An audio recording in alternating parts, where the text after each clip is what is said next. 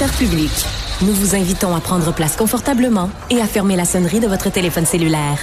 En cas d'incident, veuillez repérer les sorties de secours les plus près de vous. Bon divertissement. 1, 2, 1, 2. OK, c'est bon, on peut y aller. Sophie Durocher. Elle met en scène les arts, la culture et la société. Une représentation pas comme les autres. Sophie Durocher.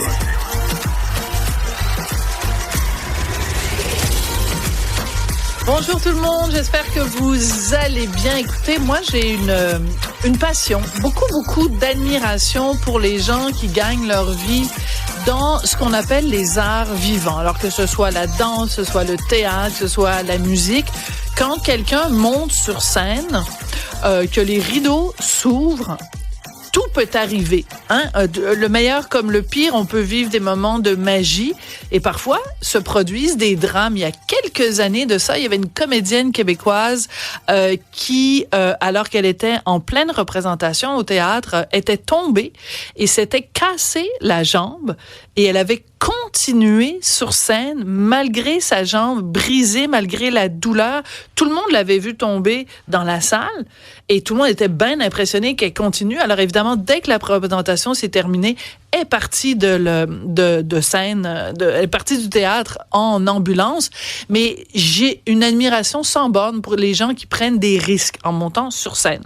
C'est une longue introduction pour vous dire que mercredi dernier, à la première représentation de la pièce de théâtre Sa dernière femme au théâtre du Rideau Vert, Henri Chassé, comédien que vous connaissez bien, qui joue encore le rôle principal, il est tombé de scène. Il a été évidemment emmené à l'hôpital en ambulance. Les représentations avaient toutes été annulées. Ma chère Cybèle, bonjour. Cybèle, allô, Sophie. On a le plaisir d'avoir Henri Chassé avec nous à l'instant pour prendre de ses nouvelles et pour partager cette expérience assez rocambolesque. Henri, bonjour. Bonjour, ça va bien, je vais rassurer tout le monde. Alors, quand j'ai demandé à Hugo Veilleux, qui est journaliste à la recherche à l'émission, de vous contacter, Henri, je me disais, on a une chance sur deux qui disent non, parce que ce qui lui est arrivé, c'est quand même majeur. Il a besoin de se reposer. En plus, vous remontez sur scène ce soir. Donc, je dois commencer en vous disant merci d'avoir accepté de parler aux auditeurs et aux auditrices de Cube, parce que vous avez d'autres choses à faire aujourd'hui. Là, tout est bien, là, c'est parfait. Bon, ça tombe bien. Alors, qu'est-ce qui s'est passé mercredi dernier?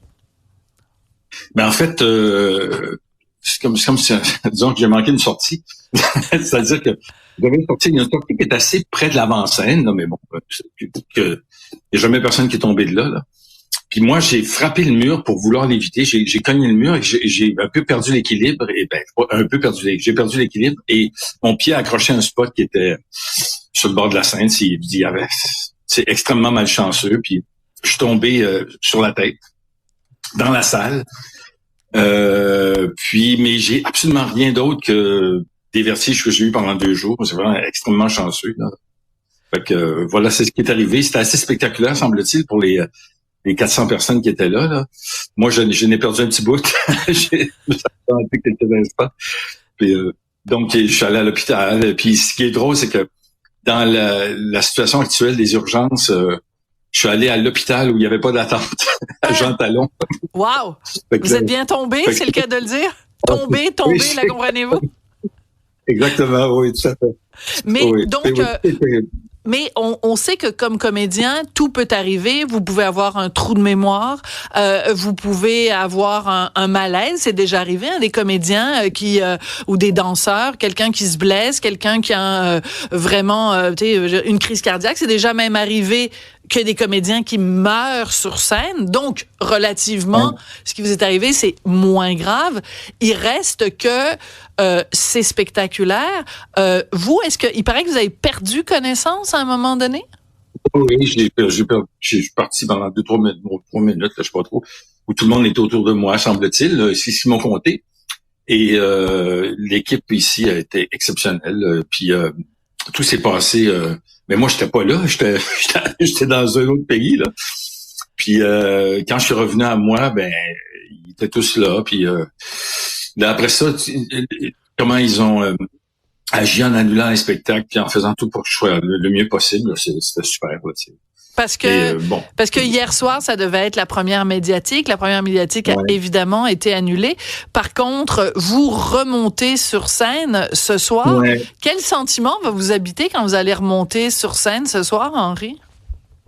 J'ai hâte d'avoir fait la première scène, en fait. C'est surtout ça, j'ai hâte d'avoir, cassé la glace, comme on dit. Après ça, ça va aller, là. Mais puis le fait qu'il n'ait pas commencé hier avec la première, peut-être parce que ça aurait été un spectacle un peu étrange, parce que tout le monde du milieu est au courant, tu sais, puis là, ça aurait faussé l'affaire, tandis que là, ce soir, c'est pas tout le monde qui sait, puis bon, là, peut-être avec votre émission, on va savoir un peu plus, mais c'est pas si c'est pas la même attitude que les gens ont, tu sais, ils peuvent embarquer plus facilement dans l'histoire, donc puis juste je veux pas corriger là, mais c'est pas je suis un rôle très important, mais le rôle, disons c'est sa dernière femme qui est jouée par Marie-Pierre Labrec. Oui. Une chose qui devrait vous intéresser d'ailleurs, parce que avec le livre que vous avez fait paraître là, c'est vraiment l'histoire. Ouais, c'est ça. C'est une femme qui s'est interposée dans le fond pour que les Élisabeth et Marie soient reconnues dans la lignée de. Alors c'est toute cette démarche là qu'elle a eue pendant quelques années, qui est racontée dans cette pièce là. D'accord. Donc, c'est tout ça pour dire que c'est pas vraiment vous, le personnage principal. Le personnage principal est une femme. Oui, c'est une femme, exactement. Ouais. Voilà. Mais c'est très féministe de votre part de corriger une femme qui effaçait les femmes. Donc, bravo, vous avez tout à fait raison de le faire, Henri. Mais avant de parler de la pièce, je veux quand même un petit peu revenir sur ce qui vous est arrivé, parce que c'est sûr que on a une inquiétude quand on lit ça dans le journal, quand on apprend ça, on se dit c'est quand même pas de chance, parce que c'est la première représentation. C'est pas la même chose que si vous aviez déjà été sur scène 8 fois. Ouais. On le sait comment sont les comédiens un soir de première. Il y a une nervosité, il y a une fébrilité. Donc, c'est aussi que vous avez pas eu l'occasion de vivre ces premiers moments là, d'excitation d'une première représentation d'une pièce. Quand vous vous êtes réveillé, finalement, après avoir perdu connaissance, c'est quoi la première affaire à laquelle vous avez pensé? Est-ce que c'était de la colère, de la frustration, la chance d'être encore en vie? C'était quoi? À quoi vous avez pensé? En fait, j'étais pas mal mêlé parce que je pensais tout à coup qu'on était en répétition. Fait que là, j'avais l'impression. Puis là, j'étais de dos au public qui était toujours là parce qu'il voulait pas faire évacuer la salle pour pas nuire aux ambulanciers. Donc, moi, je savais plus qu'il y avait du monde dans la salle. Je me suis mis à dire des affaires par rapport à... Je faisais des blagues pour tester mon niveau d'humour, là.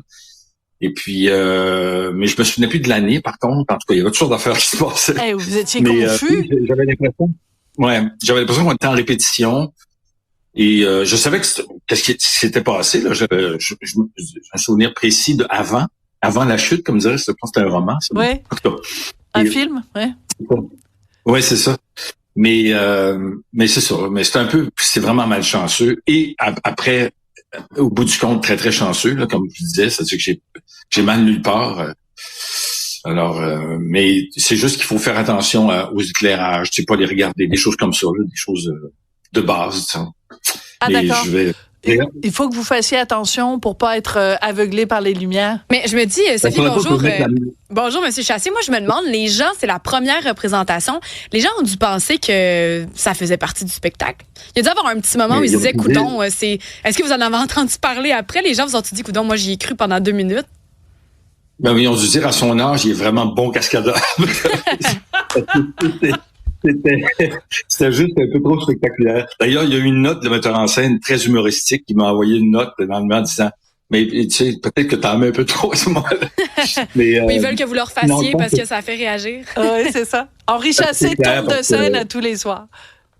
C'est ça. Non, c'était assez clair parce que Marie-Pierre a crié, puis là, tout de suite, le technicien est venu à mon chevet. Ils ont été super, là, tu sais. D'accord. Ouais, donc, mais c'est une bonne question. C'est une bonne question. C'est toujours une des très bonnes questions qui viennent de Cybèle. Donc, parlons de cette pièce, Sa dernière femme. Donc, vous jouez le rôle d'Henri VIII. Pourquoi vous avez accepté? Qu'est-ce qui vous a intéressé dans cette pièce-là, Henri? En fait, c'est une pièce, c'est drôle parce que c'est un peu intemporel, c'est-à-dire que on dirait, c'est moderne dans le fond. Ça se passe comme une période moderne, sans que ce soit précis. On se promène pas avec des cellulaires, là, c'est vraiment pas à ce niveau-là, mais des costumes, tout ça. Puis c'est vraiment comme si elle analysait ce rapport-là entre, bon, il y a plusieurs personnages, évidemment, il y a les deux filles, Marie et Elisabeth. Il y a Tom Seymour qui était l'amant de cette femme-là, qui a pas pu la marier, évidemment, parce que Henri VIII a mis le grappin dessus. Et c'était l'obsession d'Henri VIII, c'était de trouver une femme qui puisse élever son fils après sa mort. Son fils qui était Édouard, qu'il a eu avec Jane, sa troisième femme. Mais bon, elle s'est décidée, c'est comme un pacte qu'elle a fait avec lui. Elle a dit, OK, mais donnez-moi la possibilité, dans le fond, d'éduquer vos filles, qui avait banni, lui, parce qu'il disait qu'il était né de putain, tout ça.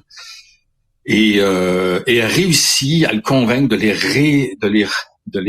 réinstaller dans la lignée, dans le fond. Ce qui fait que ces femmes-là ont pu être reines, éventuellement. Ouais. Donc, c'est une démarche extrêmement importante dans l'histoire de l'Angleterre.